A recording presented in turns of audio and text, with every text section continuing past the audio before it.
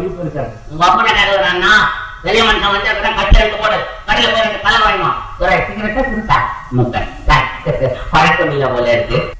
வேலை இருக்க பெரிய ஆபீசர் அவன். வேலை வேலை தலைவலி தயார வைக்கிற பசங்கள் எல்லாம் பல லட்சம் பெறக்கூடிய இந்த இடத்துல உங்களை வாடகை விட்ட பாருனா என்ன சொல்லணும்? இல்ல ஒப்பம் விட்டுட்டா, இல்ல பணம் விட்டுட்டா, இல்ல பணம் விட்டுட்டா. பெரியவரே, மரியாதை குறைவாக பேச வேண்டாம். நீங்கள் கேட்ட அதே கேள்வியை நான் திருப்பி கேட்கிறேன். இந்த இடம் யாருடைய? உங்களுடையதா அல்லது உங்கள் அப்பனுடையதா அல்லது உங்கள் முப்பாட்டனுடையதா? யாருக்கு சொந்தம்?